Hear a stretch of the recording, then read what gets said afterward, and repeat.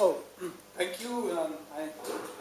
Thank you, the organizers, to have invited the Federal Archives to this conference, and that I'm very glad that this honorable task fell to me. So, I will try to give you a little bit kind of an insight, an overview of the record groups, of the holdings of the Swiss Federal Archives. So I will go through more or less systematically through these points here. After a short introduction, I will look about a little bit which are the issues covered by our archives, and then I will take more an archival view to give some maybe some hints to research strategies, and I will come also to some research tools we provide researchers.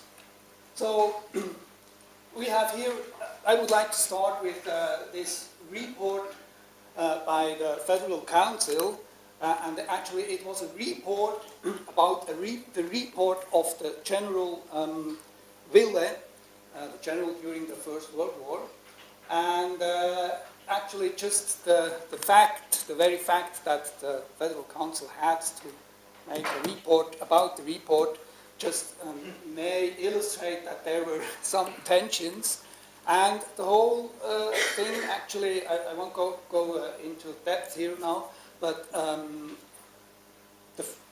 it shows a little bit that there were tensions, and it might us also remind that the federal state was only 66 years old when the First World War broke out. So it was actually a very young institution, and there were quite a bit of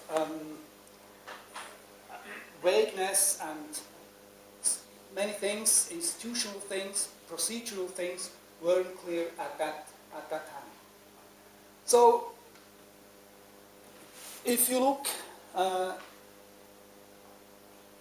for the issues, we can have a look at the handbooks on Swiss history.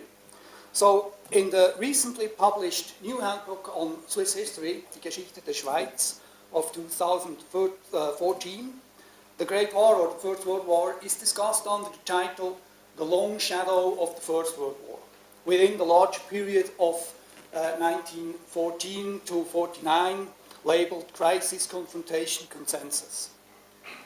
In the preceding handbook, Geschichte der Schweiz und der Schweizer, almost 30 years before that, the Great War was treated of within the larger context of threat and narrowness, period 1914 to 45, under the title First World War and the After-War Crisis. The narrative of these articles differ considerably. While the 1986 article starts with the repercussions of total economic warfare on Switzerland, her lacking preparation to such a situation and the loss of economic sovereignty, the 2014 article starts with the state visit. You have an image here. The state visit of Kaiser Wilhelm II of 1912 and the so-called Kaiser maneuver as a symbolic prelude to the heavily conflictive domestic climate during the war years. So the issues in these two articles, however, are more or less the same. So if you just focus on the central issues. I won't go through all these issues, just what I can say is that actually the holdings of the Swiss Federal Archives do have material, provide material on all these issues enlisted here on this slide. So far, the bird's eye view of handbooks, looking from there on the record groups in the Swiss Federal Archives, we can say that there is material for each of these issues, as I already said. The most prominent record groups certainly are the Record Group of National Defense, E27, so we have already discussed that, and the police, the Record Group of the Police Matters, Polizeiwesen, and the record groups concerning foreign affairs. So the national defense holdings are the first address for all military issues ranging from strategy, operation, plans, and the daily life of the troops. However, it covers also a wide range of other subjects, such as, for example, the war economy and welfare issues. It also contains a considerable collection of photographs, as you have seen on the title page, two examples. The Police Matters holdings, E21 holdings, are key for questions of state security, surveillance, immigration, and refugees. In particular, it is most relevant for the general strike of 1918. The record groups most relevant for foreign affairs and diplomacy are those listed below: the Swiss Political Department and Department for Foreign Affairs. For researchers, it is important to consider here the principal archival difference in character of these record groups. Like the National Defense and the Police Matters holdings, the Swiss Political Department holding, the E2001A record group, so is a so-called archive of pertinence, compiled by the Federal Archives and classified according to thematic classification systems generated after archiving the material. On the other hand, in the case of the record group of the Department for Foreign Affairs, we speak of a funds of provenance. Its material had been archived by keeping the classification system that was used in the active original registry before archiving. These types of record groups affect the research procedures. Pertinence archives tend to be easier to research because the material has been classified by archivists according to thematic criterions, more or less similar to research issues. However, this advantage comes at the price of impeding the interpretation of documents because the provenance context had been destroyed. On the other hand, the research in funds of provenance is more complicated, as more knowledge on administrative organization and procedures is required. But interpretation is facilitated by the transparency of the provenance context.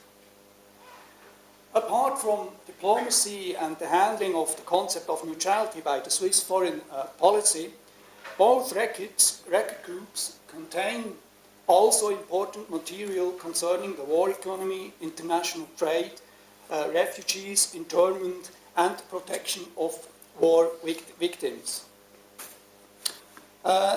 Regarding the international role of Switzerland in the field of good services, I point also to the record group of the service of the representation of foreign interests, E2020 here. So, for example, there is material on the camps of war prisoners and inspections made there in these camps. While these record groups are in some way or the other relevant for most studies on the First World War, I would like to point also to the two other record groups that are more specific, but still interesting in many respects. So the E22 here, Justice Matters, has a lot of material about legal issues, decrees, discussion on all this, and so it might be a very interesting record group as well for research, covering many different aspects. And the record group, the last here, of military justice is a particular case, as it contains a huge series of individual case files of offences against the military law and acts concerning national provision, for example. So in its entirety, it is an invaluable source for social and mental histories. So, looking the other way around from an archival perspective brings other material into focus. Moreover, it might give some clues to shape research strategy. By international standards, archival description takes three approaches. So we have here the records here, and of course these are the most wanted. They contain the information one is so desperately looking for. They are described in catalogs and databases by the title, registry number, and period. Possibly there are other more detailed information. These descriptive metadata can be searched for by full text in the online catalog. But as everybody knows, this method does not reveal all potentially important material because archival description can never cover all possible research interests and search terms. So as researchers, we have often to take the detour by the functions, we speak also of competences, and the responsible authorities, the corporate bodies here indicated. And there actually are situated the record groups I have been talking all the way up to here. So considering functions and corporate bodies means that we relate our research questions to the state functions or competences that address the problems or contexts relevant for answering our questions. The next step then would be to identify the corporate bodies or authorities or record groups then that held these competences and carried out the functions. Eventually, this procedure takes us back via the record groups to the records themselves. And we see that there is other material that might be relevant but does not disclose itself at first glance. So, just to give some examples here, a simple example for this are the record groups of the Federal Council and the National and State Councils. So it is obvious that they hold competences in all fields of policy, and so they are relevant actually also for many issues.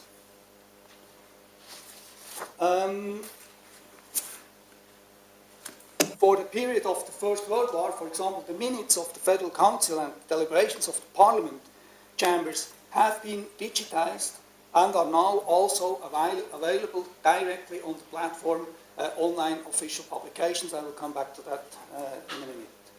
But the function corporate body records triangle not only helps us to identify the record groups that are important in almost every context, it also draws our attention to record groups we might have overlooked otherwise. So just to take an example, if we were doing research on the effects of the war economy, we would come across other archives with relevant material. Just to give you an impression, I might maybe just mention the Eidgenössisches Fürsorgeamt, so where we will find information about prices of groceries or something like these questions we could cover by these record groups. The last one here indicated the record group of Schultes Edmund is a special case insofar as it is not a record group by the federal administration, the administrative holding, but this is a private archive. So the federal archives also have quite a series of private archives of persons and of institutions. So here are just some other examples. The private archive of the General Ulrich Wille, of the Chief of the General Staff's Emil Sonderegger, the Social Democrat Robert Grimm, and so on. And the private fund of the Société Suisse de Surveillance Économique, so that might be also an interesting, these might also be interesting record groups for this kind of research. At this point, maybe still two caveats are due. First, we have to see that we live with the fact that the archives of this period are not complete. So there are, in some cases, considerable gaps in the documentation. The second caveat is that, with the exception of national defense and foreign policy, the federal state had above all coordinating and monitoring functions. The design and practical implementation of policies were in the hands of cantonal authorities. Therefore, the research targeting such issues, also the cantonal state archives, would have to be considered.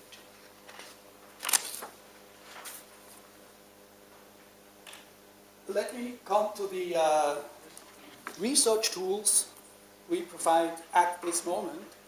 So the heart of all these tools certainly is the online catalog called Swiss Archives. So there you have an overview of the records, the record groups, and the whole material we provide for the First World War. Then there is, to help, to give another view to the researchers, there is also a funds overview where you can, it's rather a kind of a thematic approach, more than it is provided by the catalog itself. Then also mentioned the platform official publications, where you have access directly to the documents, not only to the metadata as in the catalog, but really to the data itself, to the information itself.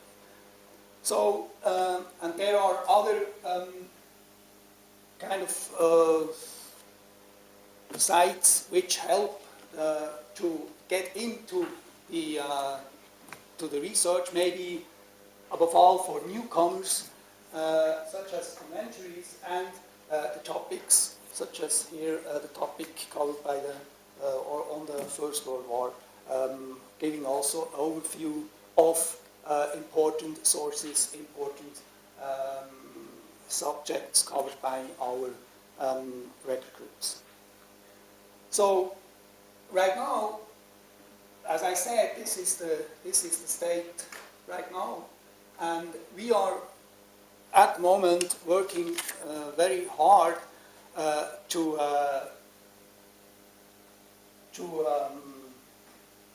for a new research landscape, which will better integrate all these different tools, and above all, it will provide for direct only online access to records. That is, it will be a decisive step towards the virtual reading room. So what you see here, it's just from the test environment, a print screen of the test environment, and you see it's work in progress. The English site isn't ready, so there are just placeholders. So just to come to the end, I have already arrived. So just concluding remarks, I think it's important that researchers require knowledge of the administration. So, and there has to be a combination of full text research. That's absolutely okay to do that, but it has to be complemented by strategies along the function, corporate body, records triangle. And it is also important to connect the holdings of the Swiss Federal Archives to holdings of other archives. And by this, I do not think just on the state archives in Switzerland, but also on other national archives, other archives in other countries, which would be a good base to do transnational and comparative research.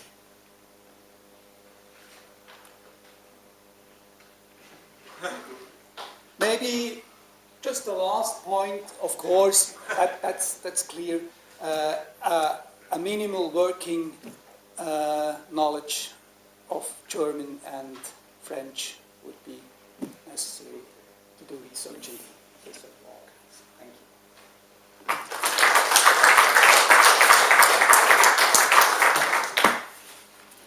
All right, as promised, I will allow maybe 2 short questions to Peter Flair.